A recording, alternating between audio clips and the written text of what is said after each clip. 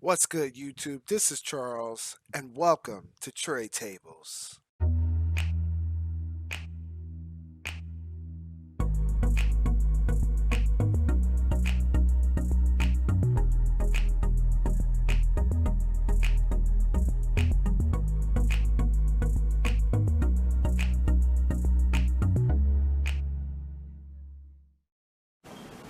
Alright guys, so welcome to another Trade Tables deck profile today.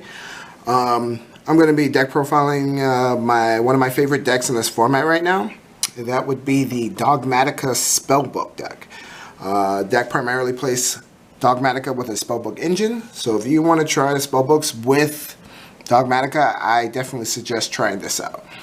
We're going to get right to it, starting with the main deck. Starting off, we play 3 Dogmatika Ecclesia, the Virtuous. This is your main search engine. This is the card that's going to search all the Dogmatika cards you want. It also allows you to special summon on your turn when when there's an extra deck monster on the board. This is the main search tool. We play 3 Dogmatika Federalist the Knighted. This is your Effect Veiler.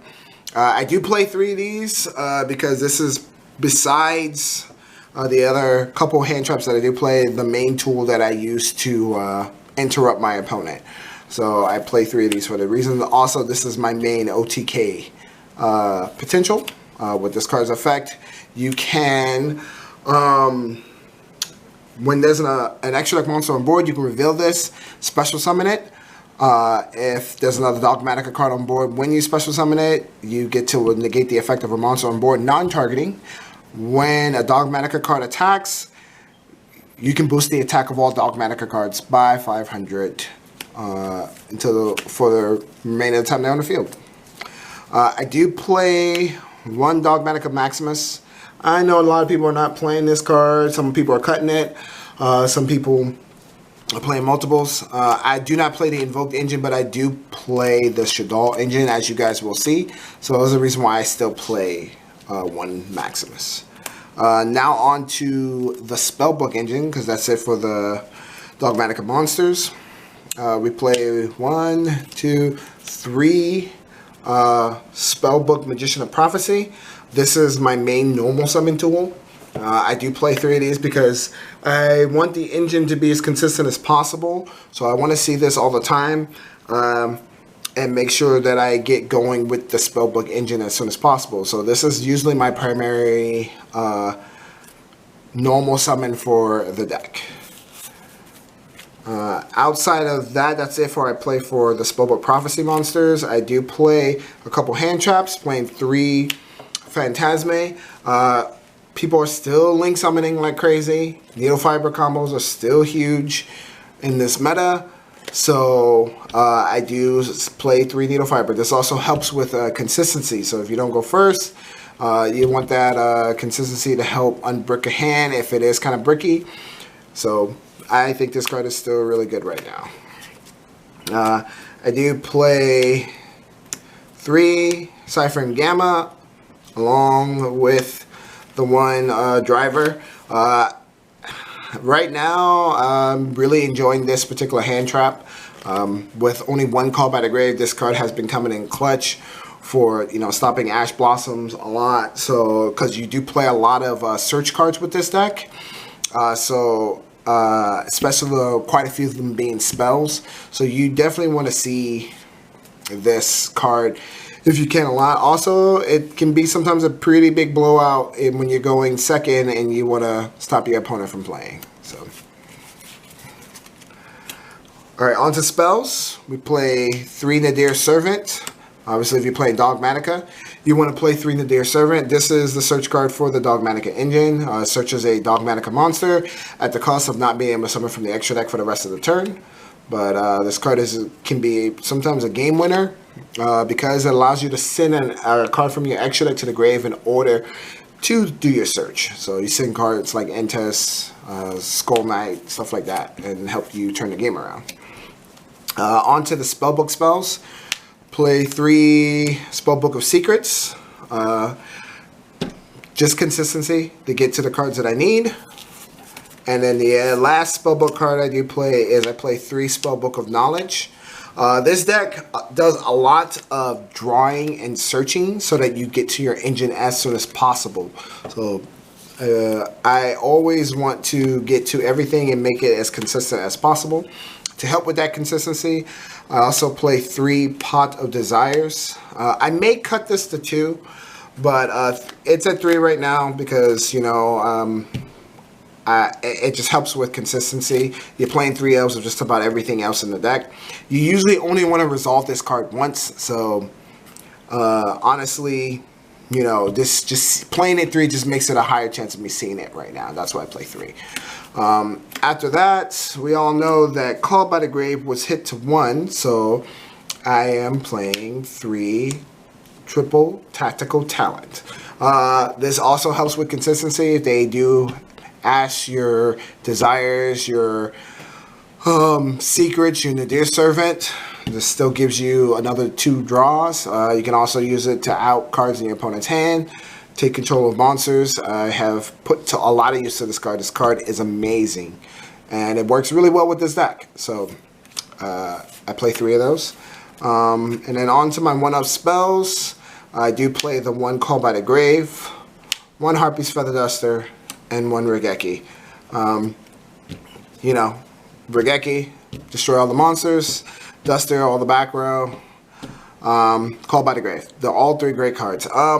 Yes, I could play Lightning Storm, but I prefer these. They're a cheaper option, and they actually end up just being deck fillers anyway. So make sure I have 40 cards. On to traps. I play 3 Infinite Impermanence. Still probably the best hand trap in the game, I personally think. Can't be Called by the Grave. Negate a monster effect. It's just a really, really great card. So, Infinite Impermanence. And I play, these are my 1-ups. So I play 1 Dogmatika Encounter. This card, I think, is actually really good. So it allows you, it's kind of like a Call of the Haunted.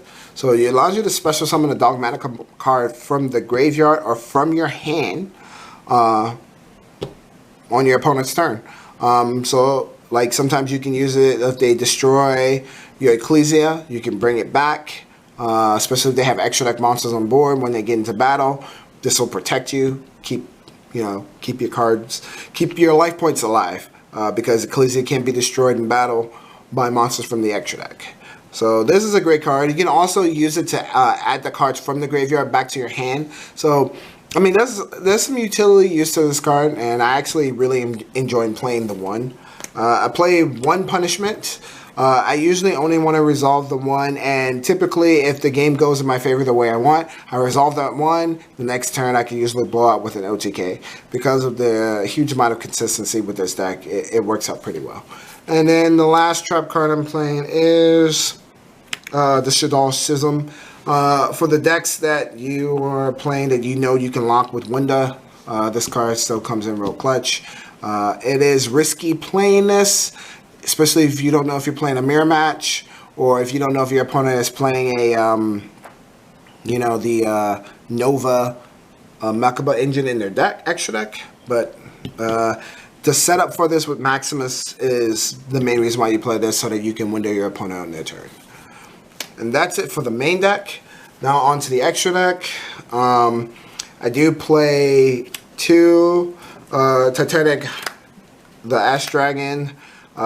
This is just key to set up for in-phase special summons of Ecclesia, or even add of the Knighted into your hand from the main deck.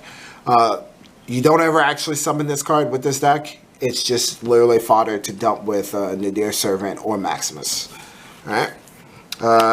Shaddoll Engine, I play 1 Alkalone, 1 Wunda, and 2 Constructs.